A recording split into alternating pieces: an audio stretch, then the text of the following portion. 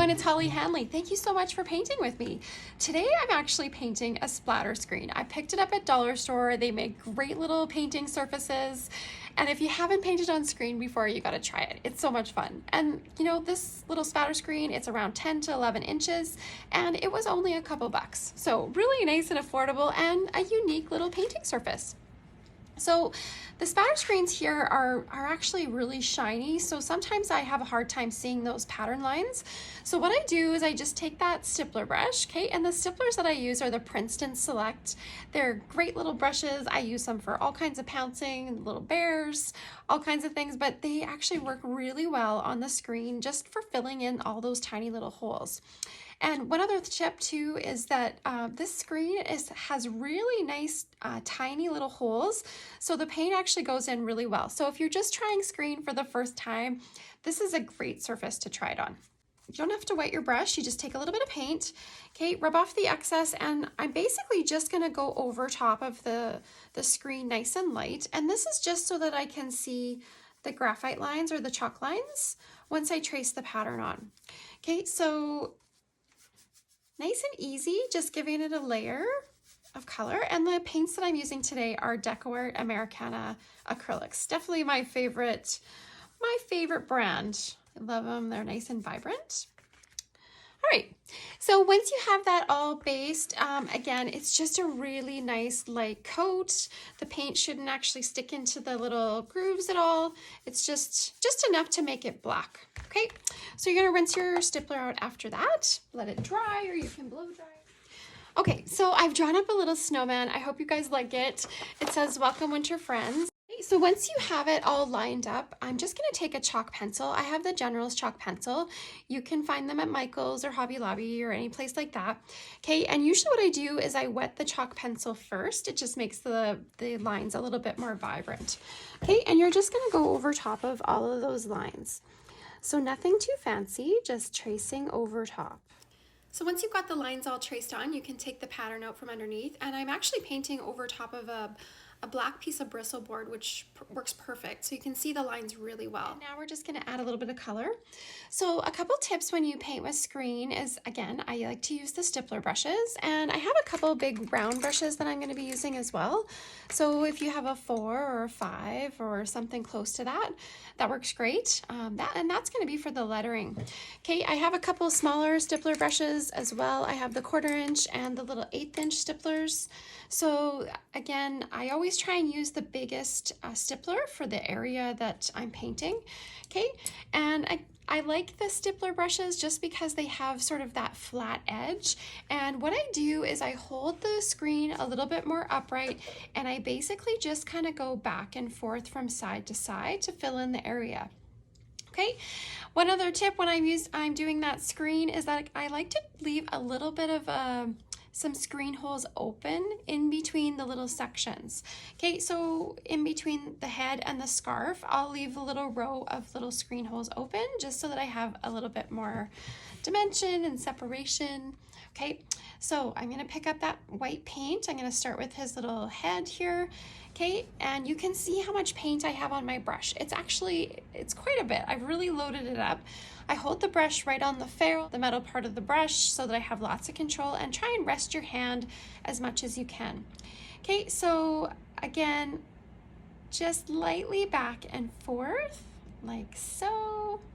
And you can see how the paint just kind of sticks into those little screen holes.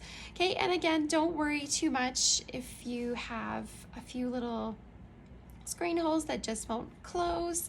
It adds to that screen painted look. Okay, right in here. I do like to cover quite a bit on the face though, just so that you really see those little eyes and all, like the cheeks and everything, they show up really nice and bright. Okay, so I'm gonna go around the nose. I'm gonna go right over top of the mouth. I know I traced it on, but I'm just gonna go right over top, and I'm gonna go around the little nose. Okay, like so, but you can see there's a little bit of, sometimes there's a little bit of paint that collects at the back. Just kind of watch that. That's pretty normal. If there's a really big drip, it means that you're pressing too hard on your brush. Okay, so all I'm doing is just using the brush to kind of guide the paint over top of the screen. So I'm just so lightly, barely touching that screen. Okay, I'm just guiding the paint and I sweep back and forth just to fill in those little screen holes. Okay. So the more that you do this, the easier it gets. Again, if you get a few little screen holes that sort of stay open, don't stress over these. It just sort of adds to that screen painted look. And you can always go back to once it's dry, and if there's a few that are really bothering you, just fill them in, okay? So again, I'm just taking a little bit of white, going over top, like this.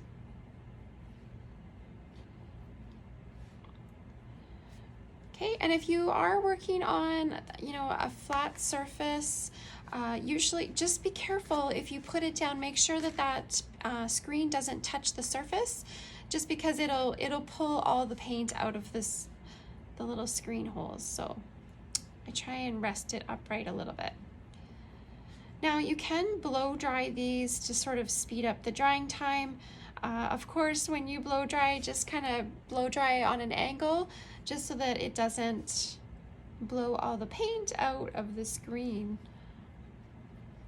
which would make a great big mess. Okay, so there's our cute little snowman head.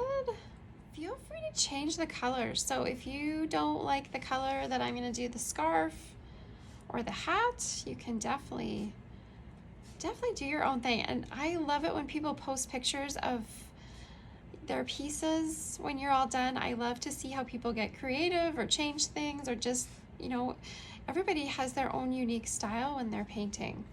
Okay, so again, just kind of check the back, make sure that there's no real big drips, which there isn't, so I'm okay there. Okay, and then you can rinse your brush and you can start on the next section. Okay, I'm just gonna put a little bit of white right here for his body.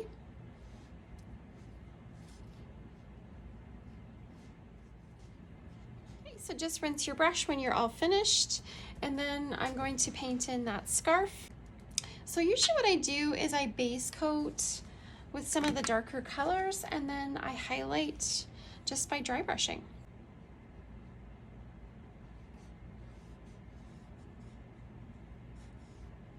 Okay, so ever so lightly, just going over top of the screen. I'm leaving a little tiny space in between those sections, which create a little bit of separation and even a little bit of shadow.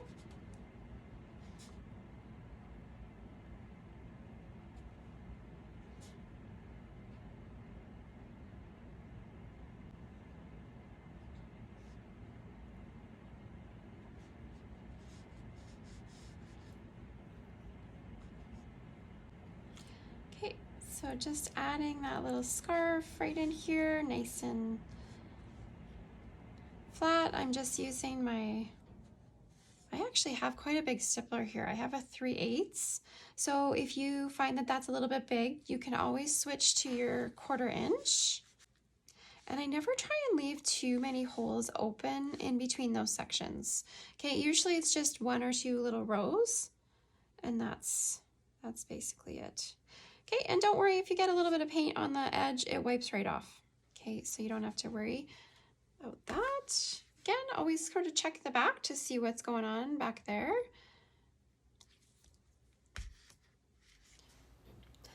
Okay, we're just gonna give him a nice red hat. Again, using that bigger stippler brush just to fill in really well. Okay, using lots of paint and just sweep back and forth. And again, I just left a little bit of space in between those little lines to give it a little bit of separation in between the wrinkles.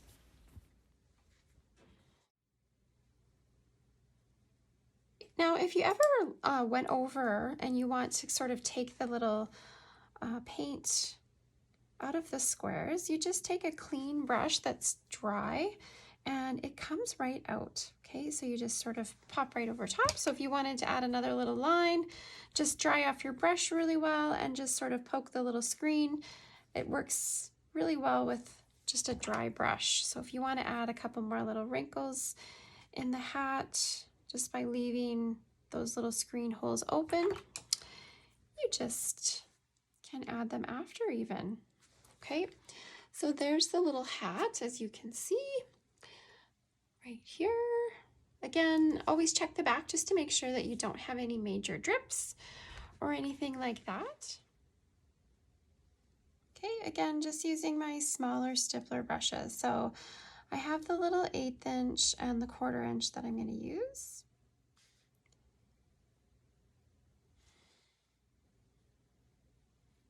So a couple little tips when you're doing lettering. I always use a bigger round brush. So if you have a 4 or 5 or something close to that, even for some of these skinnier letters, I always use those bigger rounds just because I like them to have a little bit of width to them so that you can add, you know, little highlights and shadows.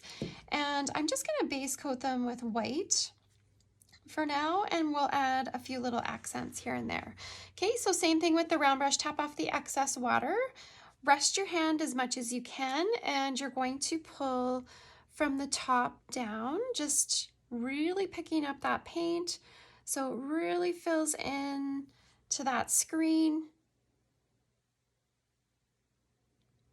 Okay, like so. Okay, so with lettering, you're always trying to start at the top and pull down towards yourself whenever you possibly can. Okay. And each letter will take a couple strokes, okay? So since you're always starting up at the top,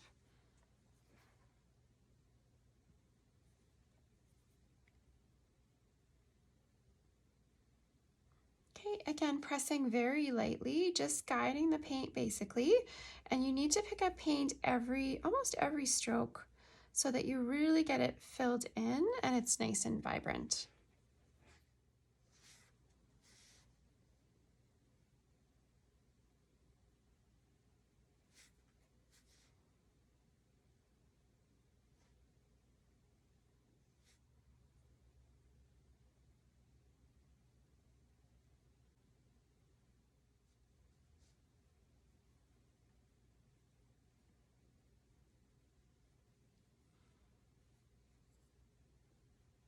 All right, base coating is finished. It's nice and dry.